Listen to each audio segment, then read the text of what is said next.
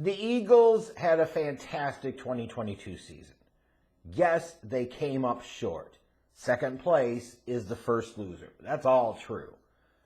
But for a team that a couple of years ago looked like a freaking nightmare doomsday scenario where we're talking about they're openly tanking on a Sunday night game and this is a fucking shit show and they're way over the cap and all of this and all of that.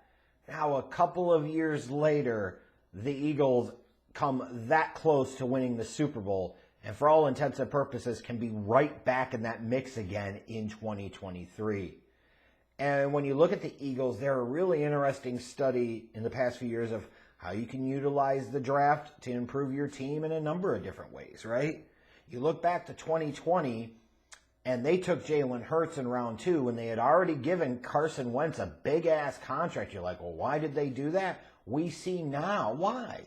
They invested heavily in the quarterback position, and as much as initially Carson Wentz looked like it was going to work out, then it ultimately didn't. Now you bring in Jalen Hurts. That has worked out really well, right? You know, he played well enough to lead this team to a Super Bowl, play really well in that Super Bowl, and get himself a massive-ass contract extension. So a guy that you took in round 2, you know, you took him in 3 years under his rookie scale contract, you made the playoffs twice, and you went to the Super Bowl and almost won it. So utilizing the draft to draft young players, but then also taking picks and turning them into A.J. Brown, that number 1 wide receiver that you really badly needed. And you got him, right? Talking about the Eagles and their maneuvering up and down throughout the draft and how that's played out over the past few years to acquire additional draft pick capital that helps them for the immediate and the near-term future. So really a fan of what Howie Roseman did to turn this shit around in Philly pretty quickly. And now you're looking at an Eagles team, even though they just had to fork over, obviously, the big money for Jalen Hurts.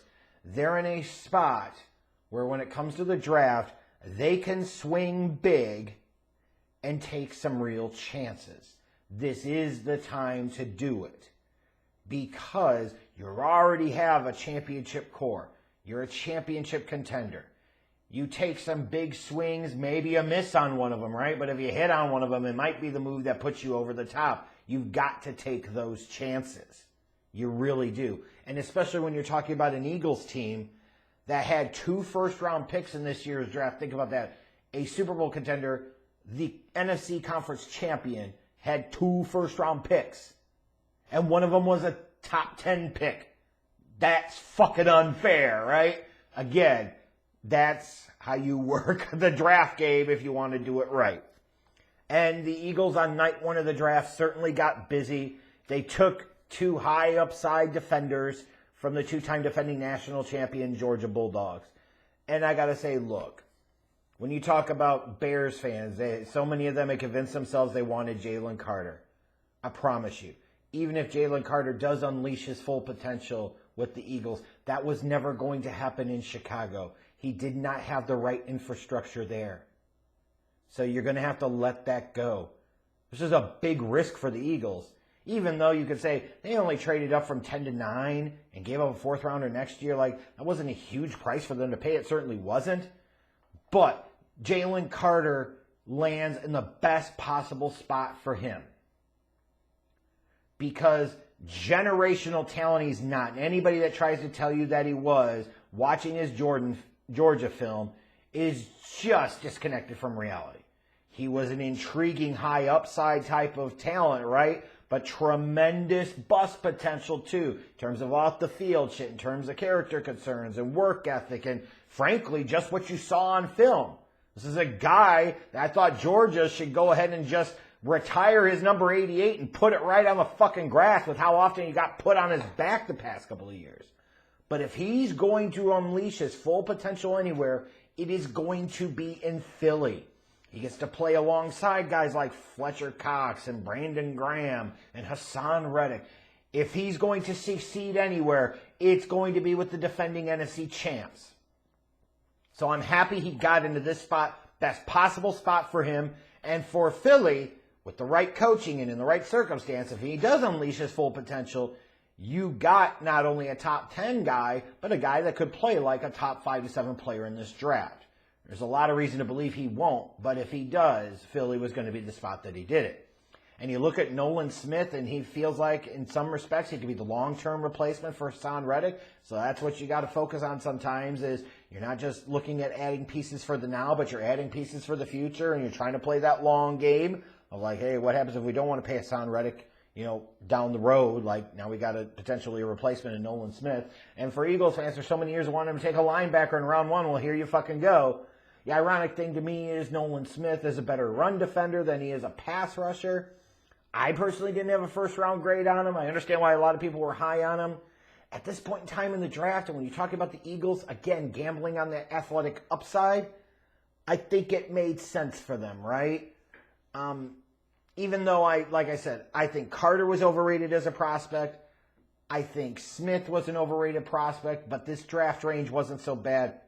It was still a good night one of the draft for the Eagles because they got 2 high upside athletes that if even one of them unleashes their full athletic potential, they're going to get a real superstar. And then when you look at the Eagles in day 2 of the draft, they weren't done. You look at Tyler Steen. They ended up with the way this thing flowed. They had back-to-back picks in round 2, and the first one was spent on Tyler Steen. And I'm assuming he's going to be starting at right guard probably in 2024. You got Jason Kelce back at center for 1 more year. Maybe Cam Jurgens slides over to right guard for 2023. But in 2024, if Kelce retires, then you slide Jurgens back over to center. And here's Steen playing right guard. Or who knows what the hell would happen, right? It could work out differently.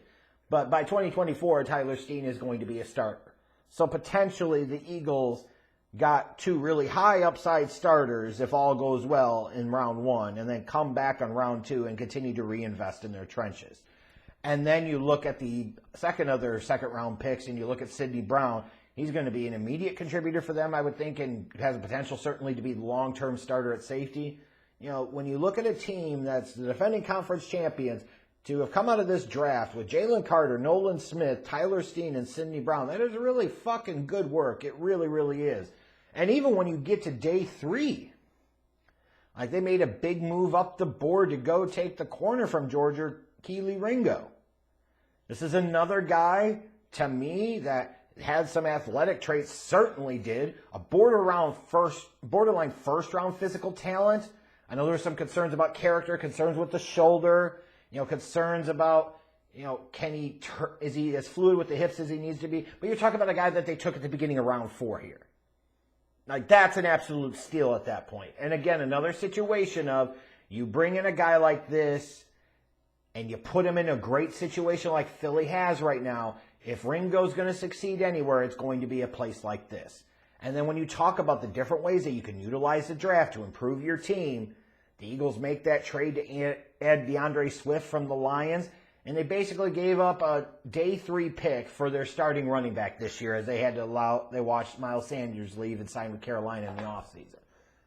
Now, this is a really good draft for the Philadelphia Eagles. Now, if both Carter and Swift end up being duds or disappointments, then this draft doesn't look so great.